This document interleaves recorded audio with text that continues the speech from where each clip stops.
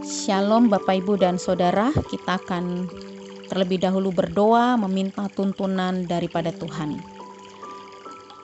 Tuhan, kami datang kepadamu di pagi hari ini, kami memohon tuntunan Tuhan untuk kami bersama-sama membaca dan merenungkan bagian firman Tuhan ini. Terima kasih Tuhan, di dalam namamu kami berdoa. Amin. Shalom Bapak Ibu dan Saudara yang dikasihi Tuhan.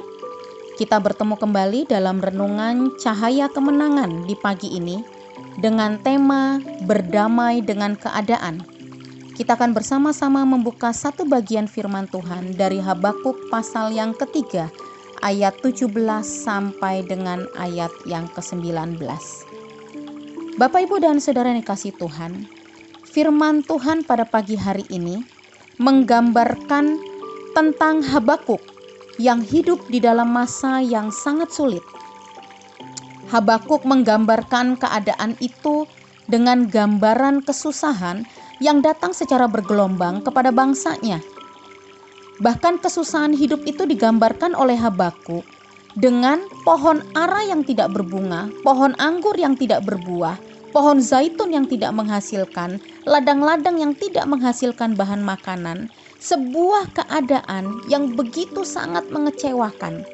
Bahkan keadaan itu semakin buruk ketika tidak ada lagi domba dan lembu sapi dalam kandang. Sebuah keadaan yang tanpa pengharapan, tidak ada sumber makanan dan juga ekonomi.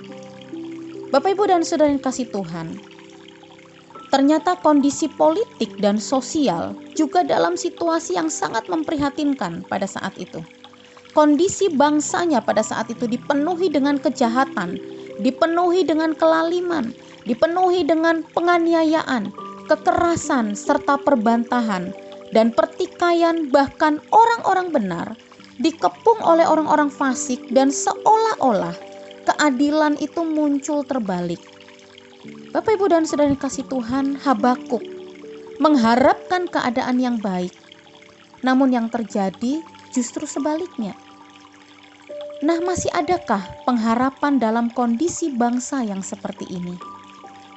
Bapak Ibu dan Saudara yang kasih Tuhan, Habakuk telah berdoa untuk keadaan ini. Tetapi ternyata keadaannya tidak kunjung membaik. Bahkan dalam kondisi semacam ini, timbul pergumulan teologis dalam dirinya. Mengapa semua ini menimpa bangsanya? Mengapa Allah sepertinya berdiam diri dan membiarkan semua ini terjadi? Di dalam ketidakmengertiannya, Habakuk bertanya, berapa lama lagi Tuhan? Bapak Ibu dan Saudara kasih Tuhan, dalam situasi seperti ini, dalam ketidakmengertiannya, Habakuk masih mampu menangkap secerca cahaya di tengah gelapnya keadaan. Ia menangkap sebuah harapan di saat kekhawatiran dan ketakutan begitu mencekram. Habakuk memiliki sikap optimis dalam suasana yang penuh dengan pesimis. Habakuk masih dapat merasakan pelukan kehangatan kasih Allah. Habakuk percaya bahwa hanya Allah saja yang bisa diharapkan. Tidak ada jalan lain selain datang meminta pertolongan kepada Allah dan berseru hanya kepada Allah. Habakuk yakin bahwa Allah bisa diandalkan dalam segala situasi. Habakuk yakin bahwa selalu ada perlindungan dan penghiburan bagi setiap orang benar. Bahkan dengan yakinnya, Habakuk berkata, orang benar itu akan hidup oleh percayanya. Mereka yang tetap setia kepada Allah dan hidup di dalam jalannya, sekalipun sukar, akan tetap hidup. Bapak Ibu dan Saudara yang kasih Tuhan, arti kata hidup di sini adalah mereka itu tetap bisa menikmati pemeliharaan Allah, meskipun kondisi yang tidak menentu. Tetapi mereka akan mengalami perlindungan, mereka akan mengalami penghiburannya, mereka akan mengalami berkat-berkatnya. Sehingga Habakuk itu mau mengatakan bahwa iman yang hidup tidak pernah dipengaruhi oleh keadaan sukar ataupun sulitnya di sekitar kita. Iman tidak pernah ragu sekalipun dalam kondisi yang tidak mengizinkan. Bapak, Ibu, dan Saudara yang kasih Tuhan, saya ada membaca sebuah tulisan yang mungkin bisa menginspirasi. Tulisan itu berkata demikian: keraguan melihat rintangan, iman melihat jalan. Keraguan melihat gelapnya malam, iman melihat terangnya siang. Keraguan takut melangkah, iman berarti melompat tinggi. Keraguan bertanya, siapa yang percaya? Iman menjawab, saya percaya. Bapak, Ibu, dan Saudara yang kasih Tuhan, mungkin seperti tulisan inilah gambaran Habakuk pada saat itu. Dan mungkin seperti inilah situasi kita pada saat ini. Saat ini kita diperhadapkan pada situasi kondisi yang sulit.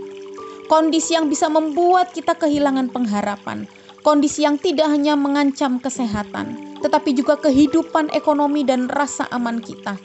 Mungkin kita juga menanyakan hal yang sama seperti dengan Habakuk. Berapa lama lagi Tuhan? Walaupun tidak mudah, kita juga harus tetap optimis dalam situasi ini. Percayalah bahwa pertolongannya tidak pernah terlambat.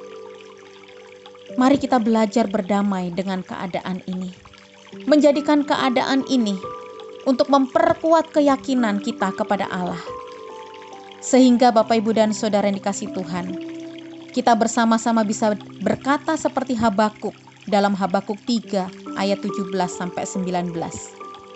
Namun aku akan bersorak-sorai di dalam Tuhan, beria-ria di dalam Allah yang menyelamatkan aku. Allah adalah Tuhanku, itu kekuatanku. Ia membuat kakiku seperti kaki rusa. Ia membiarkan aku berjejak di bukit-bukit. Karena itu Bapak, Ibu, dan Saudara yang kasih Tuhan, selamat menjalani hari ini bersama dengan Tuhan.